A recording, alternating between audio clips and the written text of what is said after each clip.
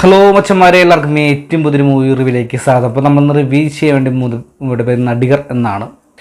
അതിനുമ്പാട് നമ്മുടെ മെയ് മാസമാണ് ആദ്യത്തെ റിലീസ് ചെയ്ത ചിത്രങ്ങളാണ് ഒരു മലയാള ചിത്രം. അതായത് മെയ് 1 നമ്മുടെ നിവിൻ പോളിയുടെ മലയാളി ഫം ഇന്ത്യ എന്ന ചിത്രം റിലീസ് ചെയ്തു. അതിനുശേഷം നമ്മുടെ മെയ് 3 റിലീസ് ചെയ്ത മൂവിയാണ് നടികർ എന്നാണ് മൂവിയുടെ പേര്. നടികളെ കുറിച്ച് പറയുമ്പോൾ ലാൽ ജൂനിയർ ആണ് ചിത്രത്തിൻ്റെ ഡയറക്ഷൻ ചെയ്തിട്ടുള്ളത്. അതായത് മുൻ ചിത്രം ഹണീബി, അതുപോലെ തന്നെ I am Tony, driving licence തുടങ്ങിയിരിക്കുന്നു പ്രധാനമായുള്ള ചിത്രങ്ങളായിട്ട് വന്നിട്ടുണ്ടായിരുന്നു. അപ്പോൾ ലാൽ ജൂനിയറെ കുറിച്ച് പറയുമ്പോൾ അദ്ദേഹത്തിൻ്റെതായ ഒരു ഡയറക്ഷനും പ്രത്യേകതരം മേക്കിംഗ് തന്നെയാണ്. കാരണം തൻ്റെ യൂത്തിനൊക്കെ വേണ്ടി ആഘോഷിക്കപ്പെടാവുന്ന ചിത്രം തന്നെയാണ്. തീർച്ചയായിട്ടും ഇതിലേക്ക് വരുമ്പോൾ കുറച്ചുകൂടി ഡിഫറൻ്റ് ആയിട്ടാണ് കൊണ്ടുവരാൻ ശ്രമിച്ചിട്ടുള്ളത്. എനിക്കൊന്ന് മലയാള സിനിമയിൽ നമ്മുടെ ഉദയനാണ് താരത്തിന് ശേഷം സിനിമയ്ക്കുള്ളിൽ സിനിമ ഒരു കഥ പറയുന്ന ഒരു ചിത്രം തന്നെയാണ് അവിടെ നടികർ എന്ന് വേണ്ട മൂവി. ഇതിൻ്റെ കാസ്റ്റിംഗ് നോക്കിക്കഴിഞ്ഞാൽ ഇതിൽ വരുന്ന ടോവിനോ തോമസ്, അതുപോലെ തന്നെ ഭാവന, സോബിൻ സാഗിർ, ബാലു വർഗീസ്, സുരേഷ് കൃഷ്ണ, അതുപോലെ തന്നെ രഞ്ജിത്ത്, അനൂപ് മേനൻ, ധ്യാൻ ശ്രീനിവാസൻ, ഷൈൻ ടോം ചാക്കോ, അങ്ങനെ തുടങ്ങിയ ഒരുപാട് ലാല് തുടങ്ങിയ ഒരുപാട് താരങ്ങൾ, ഇന്ദ്രൻസ് തുടങ്ങിയ ഒരുപാട് ഗണപതി തുടങ്ങിയ ഒരുപാട് താരങ്ങൾ ചിത്രത്തിൽ വന്നു പോകുന്നുണ്ട്.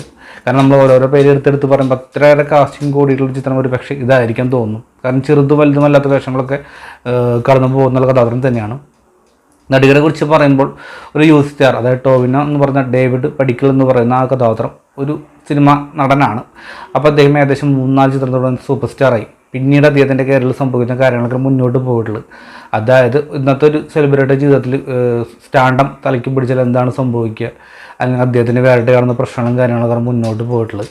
അപ്പോൾ അതെങ്ങനെ അതിജീവിക്കുന്ന കാര്യങ്ങളൊക്കെയാണ് ചിത്രം പറയാൻ വേണ്ടി ശ്രമിച്ചിട്ടുള്ളത്. അതൊരു പരിധി വരെയൊക്കെ വിജയിച്ചു എന്നാണ് പറയാൻ സാധിക്കുന്നത്. അതായത് ഈ ഫസ്റ്റ് ഹാഫിൽ എന്ന് പറയുന്ന ടോമണിയുടെ ഈ ടൈറ്റിലും എന്ന് പറയുന്ന ടൈറ്റിലാണ് ഏറ്റവും കൂടുതൽ എനിക്ക് ഇഷ്ടപ്പെട്ട ഇൻട്രോയേക്കാളും. ഇൻട്രോ വളരെ സിമ്പിളായിട്ട് ഇൻട്രോ ആണ്. അത് കഴിഞ്ഞ് ഒരു പടം റിലീസ് ചെയ്യുന്നു, ഒരുപാട് പ്രേക്ഷകർ സ്വീകരിക്കുന്നു, പിന്നെ ലിപ് ബോക്സിങ് വരുന്നുണ്ട്, അത് കഴിഞ്ഞ് ടൈറ്റിൽ എഴുതി കാണിക്കുന്നുണ്ട്. ആ ടൈറ്റിൽ വളരെ ഡിഫറൻ്റ് ആയിട്ട് എനിക്ക് ഇഷ്ടപ്പെട്ടു. കാരണം അതിൽ വരുന്ന ബീജിയും കാര്യങ്ങളാണെങ്കിലും ഫസ്റ്റ് ഹാഫിൽ ആ തുടക്കം തന്നെ ഞാൻ ഇമ്പ്രസീവ് ആണ്. പിന്നീട് അങ്ങോട്ട് മുന്നോട്ട് പോകുന്നുണ്ട്. പിന്നീട് ഡേവിഡ് പടിക്കൽ എന്ന് പറയുന്ന ആ കഥാപാത്രം എന്താണ് ചെയ്യാൻ ഉദ്ദേശിച്ചുള്ളത്, എങ്ങനെയാണ് അദ്ദേഹത്തിൻ്റെ കാര്യങ്ങളൊക്കെയാണ് പറയാൻ വേണ്ടി ശ്രമിച്ചിട്ടുള്ളത്. ഫസ്റ്റ് ഹാഫ് എന്ന് പറയുമ്പോൾ അദ്ദേഹത്തിൻ്റെ ഈ സ്റ്റാൻഡം അല്ലെങ്കിൽ അഹങ്കാരം കാരണം ഒരുപാട് പരാജയങ്ങൾ സംഭവിക്കുന്നു.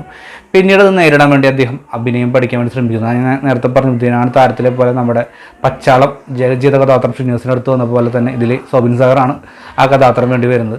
പിന്നെ അഭിനയം പഠിക്കാൻ വേണ്ടി തീരുമാനിക്കുന്നു. പിന്നീട് നടക്കുന്ന കാര്യങ്ങളൊക്കെയാണ് ഫസ്റ്റ് ഹാഫിൽ പറഞ്ഞു പോയിട്ടുള്ളത്. ഫസ്റ്റ് ഹാഫ് എന്ന് പറയുമ്പോൾ വളരെ സ്പീഡായിട്ട് എന്താ പറയുക, ടോവിനോ തോമസ് എന്ന് പറയുന്ന നടൻ്റെ ഒരു ബോഡി ലാംഗ്വേജ്, അദ്ദേഹത്തിൻ്റെ പ്രകടനം, ഇൻട്രോ കാര്യങ്ങളൊക്കെ വളരെ സെറ്റ് തന്നെയായിരുന്നു. കാരണം എന്ന് വെച്ച് കഴിഞ്ഞാൽ ഈ പ്രായത്തിലും അദ്ദേഹത്തിൻ്റെ അവരുടെ ഒപ്പം പ്രകടനമൊക്കെ സെറ്റായിക്കൊണ്ട് തന്നെ ടോവിനോ തന്നെയാണ് ഒന്നാമത്തെ ഫാറ്റായിട്ട് എനിക്ക് പറയാനുള്ളത് ഫസ്റ്റ് ഹാഫിനെ കുറിച്ച് പറയുമ്പോൾ.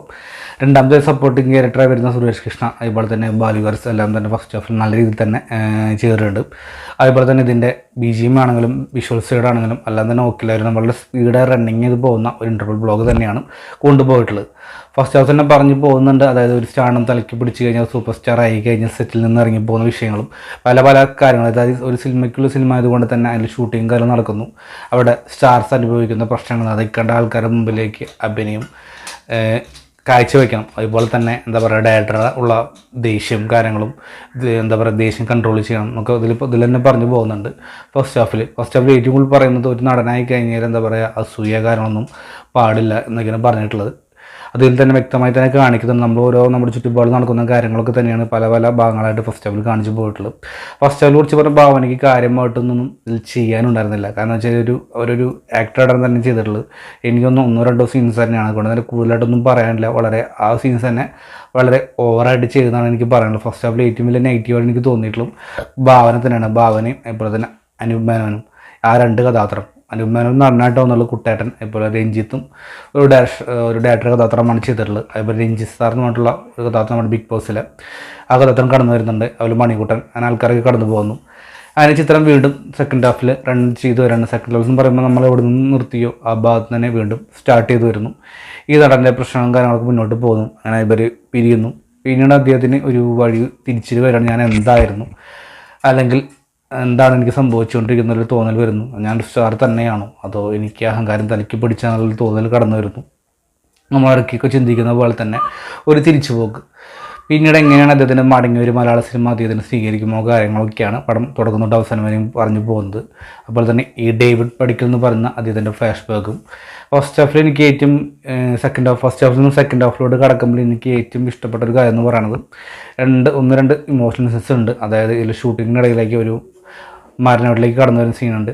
ടോവിനെ തീർച്ചയായിട്ടും ആ ഭാഗം രംഗം ഗംഭീരമായി തന്നെ ചെയ്തു. ഇമോഷണലായിട്ട് ഭയങ്കര ടച്ച് ചെയ്യുന്നുണ്ട്. കാരണം അതിൽ സപ്പോർട്ടായി വരുന്ന എനിക്ക് തോന്നുന്നു നമ്മുടെ ബാക്ക്ഗ്രൗണ്ട് വരുന്ന പശ്ചാത്തലമായിട്ടുള്ള വരുന്ന കാര്യം തന്നെയാണ് എൻ്റെ സപ്പോർട്ടായി വരുന്നത്. അതുപോലെ തന്നെ ക്ലൈമാക്സിലും കുറച്ച് ഇമോഷണൽ സീൻസൊക്കെ ആയിട്ട് വരുന്നുണ്ട്. അത് ടച്ച് തന്നെയായിരുന്നു. എനിക്ക് തോന്നുന്നു സെക്കൻഡ് ഹാഫിലോട്ട് വരുമ്പോൾ ഭയങ്കര ഡ്യൂറേഷൻ കൂടുതൽ തന്നെ ആയതുകൊണ്ട് തന്നെ ഭയങ്കര തലവേദനയും മടുപ്പും തോന്നിക്കുന്ന പല രംഗങ്ങളുണ്ട്. കാരണം ഇത് നീങ്ങുന്നില്ല എന്നുള്ള തോന്നൽ പല ഭാഗത്തും തോന്നിപ്പിക്കുന്നുണ്ട്. കാരണം ഈ ഫസ്റ്റ് ഹാഫിൽ കിട്ടിയുള്ള വേഗത സെക്കൻഡ് ഹാഫിലോട്ട് കടക്കുമ്പോൾ നമുക്ക് തീർച്ചയായിട്ടും അത് ലഭിക്കുന്നില്ല തന്നെയാണ് ഏറ്റവും വലിയ പോരായ്മയായിട്ട് എനിക്ക് പറയാനുള്ളത്. അപ്പോൾ നമ്മളിതിൻ്റെ ചിത്രം പൂർണ്ണമായും കണ്ടപ്പോൾ എനിക്ക് പ്രത്യേകിച്ച് ഒന്നും തന്നെ പറയാൻ ഇല്ലാത്തൊരു അനുഭവമായിട്ട് എനിക്ക് തോന്നിയില്ല. കാരണം ഫസ്റ്റ് ഹാഫിൻ്റെ വില സെക്കൻഡ് ഹാഫിലോട്ട് കൊടുക്കാതെ തീർച്ചയായിട്ടും ഫുൾ ഡൗൺ ആയി പോയൊരവസ്ഥ തന്നെയാണ് സംഭവിച്ചിട്ടുണ്ടായിരുന്നു. എസ്പെഷ്യലി ഇതിൽ ക്ലൈമാക്സിൽ തൊട്ടും മുമ്പ് നടക്കുന്ന കുറച്ച് സീൻസും കാര്യങ്ങളൊക്കെ ഉണ്ട്. വീണ്ടും ക്ലൈമാക്സിൽ എത്തിയപ്പോൾ ഒരു ബോറായ അവസ്ഥ തന്നെയാണ് സ്ഥിരം പേരാനായിട്ട്. കാരണം ഏറ്റവും വലിയൊരു പോസിറ്റീവായി ഞാൻ പറഞ്ഞ പോലെ ടോവിൻ എന്ന് പറഞ്ഞ നടൻ്റെ ആ ഒരു പോസിറ്റീവ് നല്ല രീതിയിൽ തന്നെ ചിത്രത്തിന് ഗുണം ചെയ്യുന്നുണ്ട്. അതുപോലെ തന്നെ ബാക്കിയുള്ള നടന്മാരാണെങ്കിലും ബാക്ക്ഗ്രൗണ്ട് ആണെങ്കിലും പാട്ടുകളാണെങ്കിലും അതുപോലെ തന്നെ ഗ്രാഫിക്സ് വർക്കാണെങ്കിലും പശ്ചാത്തലമായി വരുന്ന പല കാര്യങ്ങളാണെങ്കിൽ പോലും വസ്ത്രാലങ്കാരം, അതായത് നല്ല റിച്ച്നെസ് ഫീൽ ചെയ്യുന്നുണ്ട്. അതായത് ദുബായ് ആണെങ്കിലും അതുപോലെ ലൊക്കേഷൻസ് ആണെങ്കിലും അതുപോലെ തന്നെ ഇവരുടെ ഡ്രസ്സും കാര്യങ്ങളും എല്ലാം കൊണ്ട് തന്നെ വളരെ റിച്ച്നെസ് ഫീൽ ചെയ്യുന്നുണ്ട്. പക്ഷേ എല്ലാ പോരായ്മകളും കൊണ്ട് തന്നെ ഏറ്റവും വലിയ ഡൗൺ ആവുന്നത് തിരക്കഥയുടെ അഭാവം തന്നെയാണ്. കാരണം തിരക്കഥ വളരെ മോശമായിട്ടുള്ള വീക്കായിട്ട് മുന്നോട്ട് പോയിട്ടുള്ളത്. അപ്പോൾ എനിക്ക് ഒട്ടും ആപ്റ്റാകാതെ പോയ രണ്ട് കഥാപാത്രങ്ങളൊന്ന് ഭാവന അതുപോലെ തന്നെ അനൂപ് മേനോൻ. ഈ രണ്ടുപേരെയും അനൂപ് മേനോൻ ഒരു നടനായിട്ട് വന്നിട്ടുള്ളെങ്കിൽ പോലും അതിൻ്റെ സ്ഥിരം പാറ്റേൺ തന്നെയാണ്. ആ മാസം ആ പ്രകടനം ഒട്ടും തന്നെ ഇമ്പ്രസീവായി തോന്നുന്നില്ല. ഒരു മാറ്റമില്ലാതെ എല്ലാ പടത്തിലും അഭിനയിച്ചിരുന്ന ഒരു വ്യക്തി അത് അനൂപ് മേനോനായിരിക്കും. ഒട്ടും തന്നെ ആപ്റ്റാകാതെ പോലെ എനിക്ക് തോന്നി. അതുപോലെ തന്നെ ചന്തു എന്ന് പറയുന്ന കഥാപാത്രം നമ്മുടെ സലീം കുമാറിൻ്റെ മകൻ ചെയ്ത കഥാപാത്രം വലിയ ഇൻട്രസ്റ്റിംഗ് എനിക്ക് തോന്നിയില്ല. ഇതിൽ ഒരു സബിൻ സാഗർ അത്യാവശ്യം കൊള്ളാൻ വന്നു. പക്ഷേ സെക്കൻഡ് ഹാഫിലോട്ട് വയ്ക്കുമ്പോൾ സബിൻ സാഗറിൻ്റെ പഴയൊരു ഫോർട്ട് കൊച്ചി ആ ടച്ച് കയറി വന്നു. അതൊരു പോരായ്മ എനിക്ക് തോന്നി. ബാക്കി ഇതുപോലെ ലാലും അതൊന്നും തന്നെ ചെയ്യാണ്ടാവുന്നില്ല. ഷൈം ടോം ചാക്കോ കടന്നു പോകുന്നുണ്ട്, പ്രത്യേകിച്ചൊന്നും ചെയ്യാനില്ല. ധ്യാൻ ശ്രീനിവാസൻ 1-2 സീൻസിലായിട്ടാണ് വന്നിട്ടുള്ളത്. കാരണം ഒരുപാട് താരങ്ങൾ കടന്നു പോകുന്നുണ്ട്. ലാൽ ജൂനിയറിൻ്റെ ചിത്രം അതുകൊണ്ട് തന്നെ ഇഷ്ടംപോലെ താരങ്ങളുണ്ട്. എല്ലാം മേലെയൊക്കെ ആയിട്ടും ഇത്രയേറെ കാസ്റ്യൂമും കാര്യങ്ങളൊക്കെ വന്നിട്ട് പോലും ഒട്ടും തന്നെ പ്രഷർ കണക്റ്റ് ആവാത്ത പല ഭാഗങ്ങളുണ്ട്. കാരണം അതായത് ഇതിൻ്റെ ക്ലൈമാക്സിൽ വരുന്ന കുറച്ച് സീൻസ് ഉണ്ട്. എന്തുകൊണ്ടാണ് ആ വ്യക്തി എങ്ങനെ ചെയ്ത് പോയത് എന്നുള്ള തോന്നലും കാര്യങ്ങളൊക്കെ ഉണ്ട്. ഒട്ടും തന്നെ കണ്ടുപോയിട്ടൊന്നുമില്ല. ഇങ്ങനെ പോകാനുള്ള കൺവിൻസിങ് ആയിട്ടുള്ള കാര്യങ്ങളൊക്കെ ഉണ്ട്. ഞാൻ കൂടുതലായി പറഞ്ഞ സ്പോയിലറായി പോകും. അതുകൊണ്ടാണ് അതിനെക്കുറിച്ചൊന്നും കൂടുതലായിട്ട് തന്നെ പറയാത്തത്.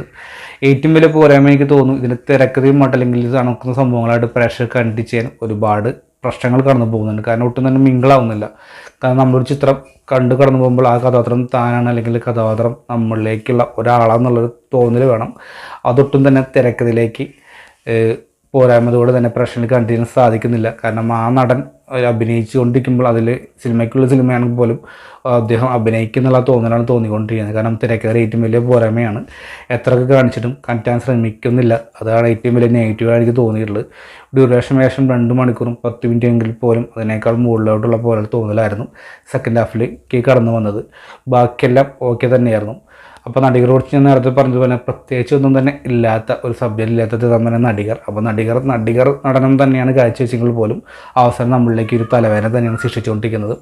ഇതിൻ്റെ മാത്രം അഭിപ്രായമാണ്. ഇതേ അഭിപ്രായമാണ് നിങ്ങൾക്കും എങ്കിൽ നിങ്ങളുടെ അഭിപ്രായം കമൻറ്റ് ബോക്സിൽ രേഖപ്പെടുത്തുക. വീഡിയോ ഇഷ്ടപ്പെട്ടാൽ സപ്പോർട്ട് ചെയ്യുക. അതായിരിക്കും ബൈ.